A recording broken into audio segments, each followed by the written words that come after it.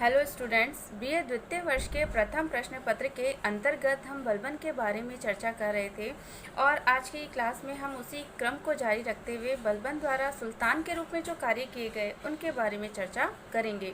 तो सुल्तान नासिरुद्दीन महमूद के समय में बलबन नायब ममलकत पद पर आसीन हुए और उन्हें उल्लू खां की उपाधि भी प्रदान की गई और इस पद पर रहते हुए बलबन ने अपनी शक्ति को चरम पर पहुंचा दिया और उसने सल्तनत की बहुत ही महत्वपूर्ण सेवा की। उसने बहुत सारे विद्रोहियों का दमन किया, जिनमें से खोकर, राजपूत और मेवाती प्रमुख थे। साथ ही उसने मंगोलों की जो विस्तारवादी नीति थी उन पर भी अंकुश बनाए रखा और जब सुल्तान नासिरुद्दीन महमूद के साथ उसने अपनी पुत्री का विवाह कर दिया तो उसकी जो शक्ति थी वो पराकाष्ठा पर पहुंच गई और इससे जो ईर्ष्यालु अमीर थे, जिनमें से प्रमुख थे किचलू खां, कुतलुक खां और इमामुद्दीन रेहान, उन्होंने सुल्तान पर दबाव डाला और ये कहा कि इसको नायब के पद से हटा दिया जाए। फलस्वरूप बलबन को नायब के पद से हटा दिया गया और उसे हांसी और नागौर जाना पड़ा।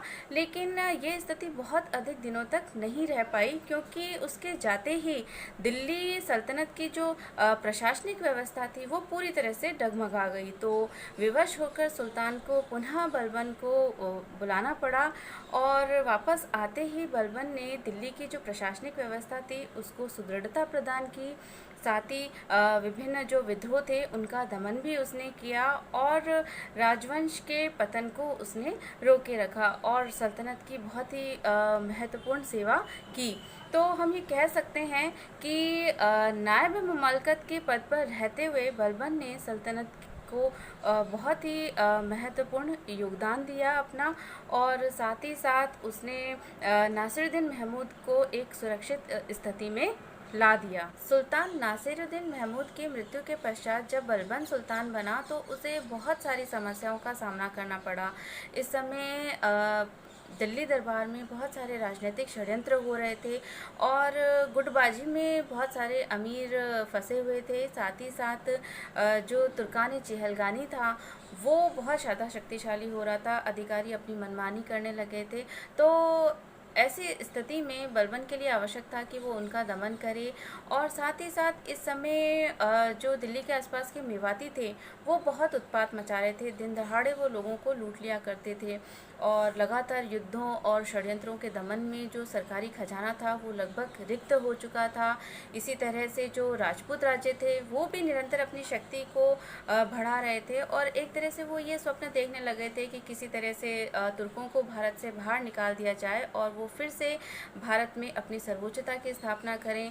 इधर सिंध और पंजाब पर जब मंगोलों ने अपना प्रभुत्व जमा लिया तो अब वो दिल्ली विजय का स्वप्न भी देखने लग गए थे।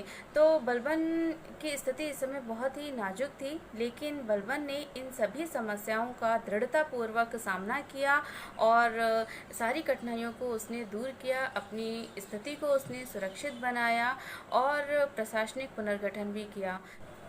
यदि बात की जाए बलबन के कार्यों की तो हम उसके समग्र कार्यों को दो वर्गों में विभक्त कर सकते हैं और प्रथम वर्ग के अंतर्गत हम उसके उन कार्यों को शामिल कर सकते हैं जिनके द्वारा उसने अपने विरोधियों का दमन किया और बाह्य आक्रमण से अपने राज्य की सुरक्षा की। और द्वितीय वर्ग के कार्यों के अंतर्गत हम उसके उन कार्यों को रख सकते हैं जिनके माध्यम से उसने अपने साम्राज्य को स्थायित्व प्रदान किया। तो प्रथम वर्ग के कार्यों के अंतर्गत उसने सबसे पहले इल्तुतमिश के परिवार के बचे हुए उन सदस्यों को निर्दयतापूर्वक मरवा डाला जिनसे उसे खतरा हो सकता था। फिर उसने जो महत्वाकांक्षी तुर्क अमीर थे उन पर अपना कठोर नियंत्रण स्थापित किया और जो बलबन को सबसे ज़्यादा खतरा था वो था तुर्कान चहलगानी या चरकान से। तो इनकी शक्ति को तोड़ने के लिए बलबन ने जो गैर तुर्की अमीर थे उनको ऊंचे पदों पर सुशोभित करना प्रारंभ किया। तो इससे क्या हुआ कि उसके एक विश्वासपात गुट का निर्माण हुआ और जो चरगान या तुर्कान चहलगानी है उसकी शक्ति का दमन हुआ, क्योंकि उसने इसके सदस्यों को अपमानित और दंडित करना प्रारंभ किया। उसने श्रेष्ठ रक्त वाले तुर्कों को ही ऊंचे पद प्रदान किए और संदिग्ध चरित्र वाले अमीरों के जो विशेषाधिकार थे उनको छीन लिया उसने, और साथ ही उनको अपमानित और दंडित भी किया, और उसने अपने चचेरे भाई शेर खां की निर्ममता पूर्वक हत्या करवा दी। साथ ही जो बदायूं का गवर्नर था मलिक बकबक, और अवध का सूबेदार था मलिक अहमद खां, और उनका उसने बहुत अपमान किया। तो इसके जो ये कार्य थे उससे जो अमीर वर्ग था वो बहुत ज़्यादा डर गया, और इससे जो सुल्तान था वो सर्वशक्तिमान बन गया, और एक तरह से उसने अपनी सर्वोच्चता स्थापित की। हालांकि उसका जो ये कार्य था उसकी आलोचना तत्कालीन इतिहासकारों द्वारा की गई है। जैसे हबीब और हसन निज़ामी ने आलोचना करते हुए कहा है बलबन की कि उसने केवल अपने स्वार्थों की पूर्ति के लिए तुर्क शासक वर्ग के हितों को बलिदान कर दिया। अपनी स्थिति को सुदृढ़ कर बलबन ने अब आंतरिक विद्रोहों को दबाने का प्रयास किया, और जिसमें वो सफल भी हुआ। तो कानून और व्यवस्था के दृष्टिकोण से अगर हम देखें तो इस समय जो 4 प्रदेश थे वो समस्याग्रस्त नज़र आते हैं। और जो पहला प्रदेश था वो था दिल्ली के आसपास का क्षेत्र, जहाँ पर मेवाती जो थे वो उत्पात मचा रहे थे।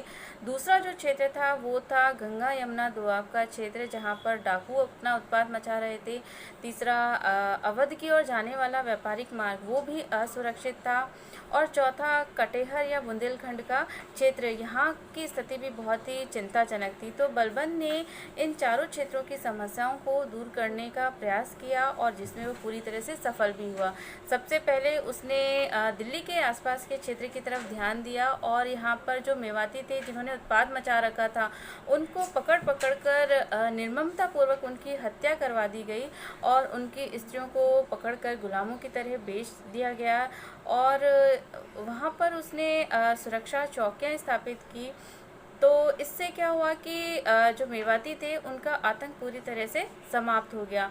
इसी तरह से दोआब के क्षेत्र में डाकुओं का आतंक फैला हुआ था। तो बलबन ने वहाँ के जंगलों को साफ कराया, और वहाँ पर भी उसने सैनिकों को भेजकर डाकुओं का पूरी तरह से सफाया कर दिया। वहाँ पर भी दुर्ग बनवाकर सैनिक बहाल किए गए। अवध की तरफ जाने वाले व्यापारिक मार्ग की सुरक्षा का भी प्रयास बलबन ने किया, और उसको पूरी तरह से सुरक्षित बना दिया, जिससे व्यापारियों को बहुत सुरक्षा प्राप्त हुई, और सुविधा भी प्राप्त हुई। और इसी तरह से जो बुंदेलखंड या कटेहर का जो क्षेत्र था उसकी जो स्थिति थी वो बहुत चिंताजनक थी तत्कालीन समय में। तो बलबन ने इसकी स्थिति को भी सुधारा, और यहाँ पर उसने शाही सेना भेजी, और यहाँ के जो विद्रोही थे उनका दमन उसने सेना की सहायता से किया, क्योंकि यहाँ के जो विद्रोही थे वो इक़्तिदारों को बहुत परेशान करते थे, और इस तरह से आंतरिक विद्रोहों को दबाने में बलबन पूरी तरह से सफल रहा। बलबन के समय में जो सबसे भयंकर विद्रोह हुआ था वो हुआ था बंगाल के सूबेदार तुगरिल खां द्वारा। और जो तुगरिल खां था वो बंगाल का सूबेदार था। हालांकि ये जो पद था वो बलबन ने ही उसे दिया था, लेकिन बलबन की अस्वस्थता का लाभ उठाकर 1279 ईस्वी में तुगरिल ने विद्रोह कर दिया, और वो लखनौती का स्वतंत्र शासक बन बैठा। उसने अपने नाम का खुतबा पढ़वाया, अपने नाम के सिक्के ढलवाए। तो उसके ये जो कार्य थे, जब इनकी सूचना बलबन को मिली तो बहुत ही क्रोधित हो उठा, और उसने अवध के सूबेदार को उसके दमन हेतु भेजा। लेकिन अवध का सूबेदार असफल होकर वापस लौट आया, तो क्रोधित होकर बलबन ने उसकी हत्या कर दी। बाद में उसने 2 सेनापति भी भेजे, लेकिन वो भी असफल होकर वापस लौट आए। तो अंत में बलबन स्वयं तुगरिल के दमन हेतु बंगाल चला गया, और जब उसकी सूचना तुगरिल को मिली तो वो वहाँ से भाग खड़ा हुआ, लेकिन बलबन ने उसे पकड़ लिया और उसे मार डाला गया। और उसके जो समर्थक थे उनको उसने बहुत ही भयंकर दंड प्रदान किया, और उनकी निर्ममतापूर्वक हत्या करवाई गई। और वापस जब वो दिल्ली लौट रहा था तो उसने अपने पुत्र बुगरा खां को बंगाल का सूबेदार नियुक्त किया और साथ ही साथ उसको सदैव अपने प्रति वफादार रहने की चेतावनी भी दी। भारत की उत्तर पश्चिमी सीमा पर सदैव मंगोलों के आक्रमण का खतरा बना रहता था और सुल्तान बनने से पूर्व बलबन ने भी मंगोलों से लोहा लिया था। तो जब वो सुल्तान बना तो उसने यहाँ की सुरक्षा के बहुत सारे उपाय किए। उसने नए दुर्ग बनवाए, पुराने दुर्गों की मरम्मत करवाई, सैनिक शिविरों की स्थापना यहाँ पे की और एक शाही सेना शेर खां के अधीन रखवा दी। तो जब 1270 ईस्वी में शेर खां की मृत्यु हुई तो बलबन ने अपने दोनों पुत्र मोहम्मद और बुगरा खां को मुल्तान, सिंध, लाहौर तथा सुमन व समाना के क्षेत्रों की सुरक्षा का दायित्व सौंपा और 1285 ईस्वी में तैमूर ने लाहौर पर आक्रमण कर दिया और इस आक्रमण में मोहम्मद मंगोलों से युद्ध लड़ता हुआ मारा गया। लेकिन जो तैमूर था वो लाहौर पर अपना अधिकार स्थापित नहीं कर पाया क्योंकि बलबन का जो दूसरा पुत्र था के खुसरो, उसने मंगोलों के इस आक्रमण को विफल कर दिया। तो जो मंगोल थे वो पंजाब से आगे भारत में नहीं बढ़ पाए और हालांकि बलबन ने बहुत ज़्यादा नए प्रदेशों को विजित नहीं किया, लेकिन फिर भी उसका साम्राज्य था वो बहुत ही अधिक विस्तृत था।